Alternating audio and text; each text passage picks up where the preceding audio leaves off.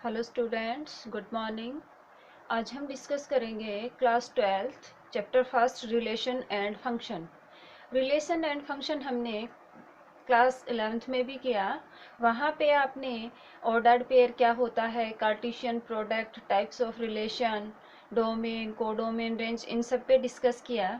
देखिए 12th में हम रिलेशन एंड फंक्शन स्टार्ट करने से पहले कुछ एक 11th के जो भी बेसिक्स हैं उनको रिकॉल करेंगे। तो देखिए सबसे पहले ऑर्डर्ड पेयर। ऑर्डर्ड पेयर में क्या है, let A and B be two non empty set.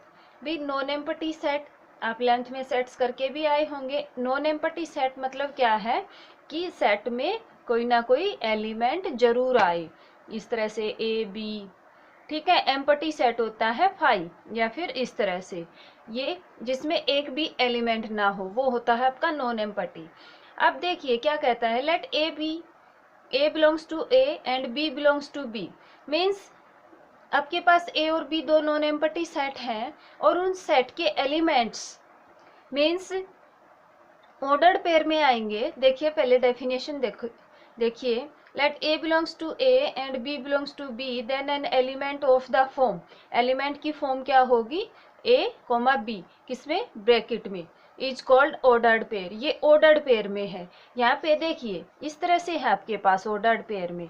और क्या कहता है ये कि ए सेट है जो ये कैपिटल ए का होगा, ए एलिमेंट ए सेट का होगा and B belongs to B. मतलब ये फिक्स है कि आपके पास सेट ए जो ए एलिमेंट है, स्मॉल एलिमेंट होते हैं, कैपिटल आपके पास सेट होते हैं। जो आपके पास ए एलिमेंट है वो फर्स्ट सेट से बिलोंग करेगा और सेकंड है वो, जो सेकंड एलिमेंट है वो सेकंड सेट से, और इसको लिखेंगे ए बी ऑर्डर्ड पेयर में। अब देखिए ये क्या कहता है, in ordered pair A B, A is regarded as the first element and B is second element. ये ऑलरेडी आपको पता है। अब देखिए इसके बाद क्या कहता है कि A B not equal to B A, ये इक्वल नहीं होंगे। अगर A B equal to C D, ये इक्वल है कब, इफ फर्स्ट अगर आपके पास दो सेट इक्वल हैं तो उनके कोरस्पॉन्डिंग एलिमेंट भी क्या होंगे, इक्वल। ए इक्वल टू सी होगा और बी इक्वल टू डी।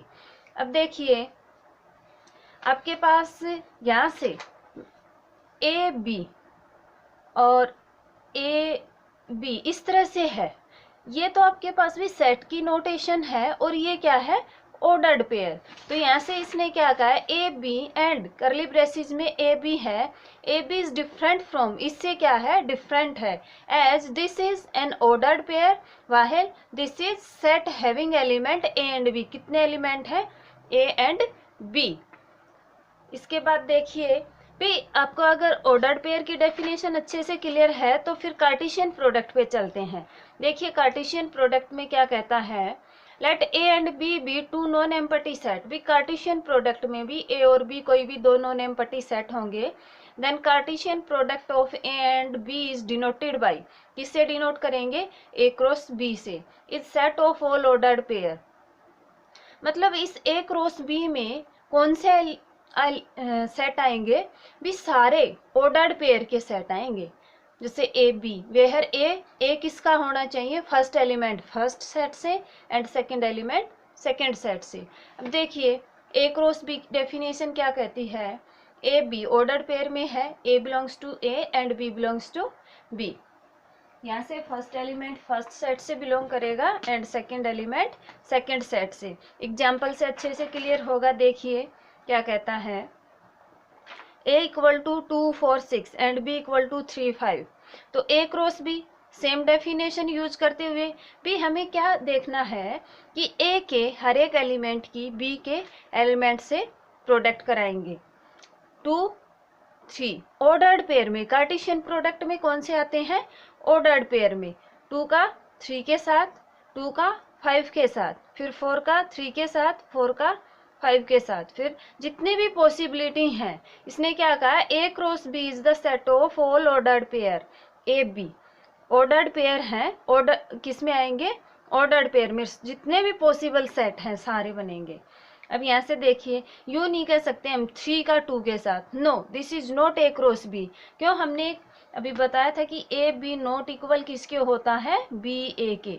ये कब है, जब हम ए क्रॉस बी को फाइंड आउट करते हैं, सॉरी बी क्रॉस ए को। ए क्रॉस बी में कंडीशन क्या हो, फर्स्ट एलिमेंट फर्स्ट सेट से हो और सेकंड एलिमेंट सेकंड सेट से हो। इसी तरह से 6 का 3 के साथ और 6 का 5 के साथ। ये हमने क्या फाइंड आउट किया है, A cross B, this is Cartesian product. Now we find B cross A. B cross A में क्या होगा, B A such that condition क्या है, B belongs to B. Means अब फर्स्ट सेट कौन सा है आपका, बी है, सेकंड सेट कौन सा बनेगा, ए है, तो ये डिफरेंट चलेगा। अब देखिए भी, जब भी आपको क्या देखना है, इसका ऑर्डर देखना है, कार्डिनलिटी देखनी है, नंबर ऑफ एलिमेंट्स देखने हैं सेट में, या तो आप काउंट कीजिए 1 2 3 4 5 6, तो n of A cross B equal to क्या है, 6। ये तो हमने क्या देखा, ए बी क्रॉस ए का ऑर्डर। अगर हमें ए और बी का अलग से ऑर्डर चेक करना है तो एन ऑफ ए आपके पास कितने एलिमेंट्स हैं, 3, एंड एन ऑफ बी आपके पास कितने एलिमेंट हैं, 2, और n of B cross A देखेंगे, या तो आप कार्टेशियन प्रोडक्ट कीजिए या n A multiply n of B, ये बिल्कुल सेम आएगा। आगे देखिए, हम रिलेशन की डेफिनेशन पे डिस्कस करते हैं। रिलेशन क्या कहता है, let A and B be two non empty set. जब भी हम सेट पे काम करेंगे तो नॉन एम्पटी सेट होनी चाहिए। अगर एम्पटी सेट है तो उसमें कोई सोल्यूशन नहीं होगा। देखिए, let A and B be any two non empty set, A और बी कोई भी दो नॉन एम्पटी सेट हैं, then any subset R of A cross B. भी ध्यान से देखिए क्या कहा, देन एनी सबसेट, सबसेट किसका, ए क्रॉस बी का। मैं एग्जांपल से बताऊंगी। ये is called a relation from set A to B. देखिए, और इसको इस तरह से भी लिख देते हैं, if R is a relation from A to B, if ordered pair में आएगा। ए क्रॉस बी में कैसे एलिमेंट आते हैं, ए क्रॉस बी में कार्टेशियन प्रोडक्ट ऑर्डर्ड पेयर में लेते हैं।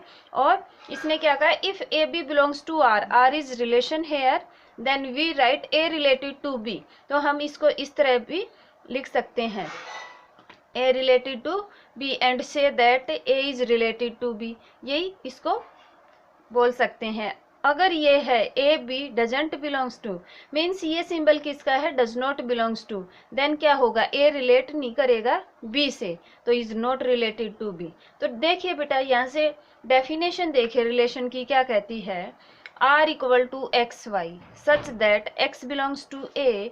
वही जैसे हमने ऑर्डर्ड पेयर में लिया था। एक तो रिलेशन में कैसे पेयर आएंगे, ऑर्डर्ड पेयर में आएगा। यूँ नहीं है कि ओनली सेट्स में एलिमेंट आते थे, इसमें भी एलिमेंट्स आ जाएंगे, नो। इसमें एक तो ऑर्डर्ड पेयर में आएगा, दूसरा जो फर्स्ट एलिमेंट है फर्स्ट सेट से बिलोंग करेगा, सेकंड एलिमेंट सेकंड सेट से। और क्या कहता है, R related x related to y, means x और वाई रिलेट हों। देखिए, एक एग्जांपल से मैं बताती हूँ सबसेट का मीनिंग यहाँ पे क्या है। देखिए, आपके पास ए कोई सेट है, ए इक्वल टू, मैंने कोई सेट लिया इस तरह से 1 2 3 4। बी मेरे पास सेट है 5 6 7 8। अब ए क्रॉस बी फाइंड आउट करेंगे तो ए क्रॉस बी में मैंने क्या बताया, इसके 1 का 5 के साथ, 1 का 6 के साथ, 1 का 7 के साथ, 1 का 8 के साथ। कंडीशन क्या फुलफिल होनी चाहिए, फर्स्ट एलिमेंट फर्स्ट सेट से हो और सेकंड एलिमेंट सेकंड सेट से। Now 2 5 2 6 2 7 2 8 3 5 3 6 3 7 3 8 and 4 5 4 6 4 7 4 8। इस तरह से हमने क्या फाइंड आउट किया, ये ए क्रॉस बी। अब देखिए, रिलेशन कुछ इस तरह से गिवन है आपके पास, R equal to A B, A and B both are even, A and B both are even. कैसे हैं ये दोनों, इवन हैं। तो यहाँ से देखिए हम रिलेशन बनाएंगे। कैसे बनेगा relation, for all A belongs to A and B belongs to B. बी रिलेशन में ऑर्डर्ड पेयर में ऐसा ही होता है कि फर्स्ट एलिमेंट फर्स्ट सेट से बिलोंग करे और सेकंड एलिमेंट सेकंड सेट से करे। अब कंडीशन क्या है यहाँ पे, ए और बी दोनों क्या हो, आपके पास इवन हो। तो देखिए क्या कहा था रिलेशन में, इस रिलेशन की डेफिनेशन में, then any subset R of, जो आर रिलेशन बनाएंगे ये क्या होगा, सबसेट होगा, किसका होगा, ए क्रॉस बी का। तो देखिए ए क्रॉस बी में से वो एलिमेंट्स उठाएंगे जो कैसे हो, इवन हो, ए बी इवन हो और बी भी इवन हो, 2 6 2 8 दोनों इवन है। फिर आपके पास क्या है, 4 6 और 4 8, ये क्या है आपके पास, इवन नेचुरल इवन नंबर है भाई। और ये भी कंडीशन फुलफिल है कि A belongs to A, B first element first set से है और सेकंड एलिमेंट सेकंड सेट से है। तो इस तरह से देखिए आर क्या है, आर एक सबसेट है, किसका है, ए क्रॉस बी का, R is subset of A cross B. आपके माइंड में एक बात आई होगी कि इस तरह से हम कितने रिलेशन बना सकते हैं, इस टाइप के हम देखिए आपके पास डायरेक्ट एज ए रिजल्ट है, आपको 11th क्लास की बुक में भी मिलेगा और 12th में भी मिलेगा। क्या है कि भी आपके पास सेट ए है, सेट ए में नंबर ऑफ एलिमेंट्स p हैं, सेट बी में नंबर ऑफ एलिमेंट q है।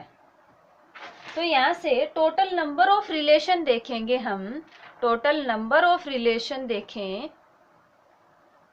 नंबर ऑफ रिलेशन तो क्या आएगा, 2 की पावर पी क्यू। मीन्स देखिए यहाँ पे आपके पास एन ऑफ ए कितना है, 1 2 3 4, n of B order B का कितना है, बी सेट का 4।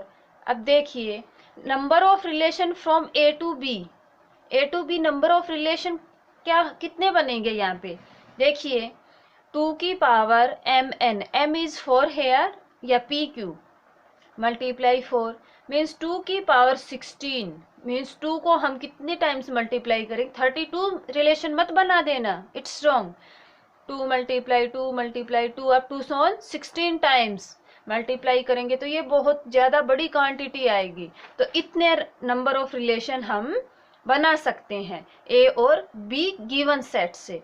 तो रिलेशन की डेफिनेशन आपको क्लियर होनी चाहिए, 11th क्लास में भी की थी, अब 12th में भी है इसी तरह से कि आपके पास क्या है, आर किसका, ए क्रॉस बी का सबसेट होगा, वो कंडीशन पे डिपेंड करता है। और हम नंबर ऑफ रिलेशन कितने फाइंड आउट कर सकते हैं, 2 की पावर, जैसे सेट में ए और बी सेट पे डिपेंड करता है, उतने ही नंबर ऑफ रिलेशन बना सकते हैं। तो इस एग्जाम्पल से हम 2 की पावर 16 रिलेशन बना सकते हैं। अब देखिए यहाँ से एक और एग्जाम्पल गिवन है, let N be set of natural number, N क्या है, सेट है नेचुरल नंबर का। कंसीडर रिलेशन, रिलेशन किस तरह से कंसीडर किया, has its square as from N to N, भी नेचुरल नंबर पे है। तो देखिए 1 रिलेटेड टू 1, स्क्वायर में देखिए A related to B, R means relation here. तो यहाँ पे आर क्या है, ए क्रॉस बी। अब देखिए मेरे पास इसमें क्या है, ए सेट है, ए में 1 2 अप टू सोन, और बी सेट में क्या होगा आपके पास, इसके क्या होंगे, n टू n है, बी में 1 2 3 4 इस तरह से चलेगा। अब रिलेशन क्या कहता है, has its square as from n to n, means भी रिलेशन में वो एलिमेंट आए जिसका क्या हो स्क्वायर, जैसे 1 का स्क्वायर 1, 2 का स्क्वायर 4, 3 का स्क्वायर 9। अब फर्स्ट एलिमेंट फर्स्ट सेट से बिलोंग करे और सेकंड एलिमेंट सेकंड से, भी दोनों सेट में सेम क्या है, सेम आपके पास एलिमेंट हैं, नेचुरल नंबर से नेचुरल नंबर पे है। तो आपके पास रिलेशन कुछ इस तरह से बन के आएगा। कंडीशन क्या होगी, इसको सेट बिल्डर फॉर्म और रस्टर फॉर्म में राइट करें तो x Y such that x belongs to N and y belongs to N and y equal to x square, जो फर्स्ट एलिमेंट है उसका स्क्वायर होगा सेकेंड एलिमेंट। इस तरह से ये रिलेशन की डेफिनेशन क्लियर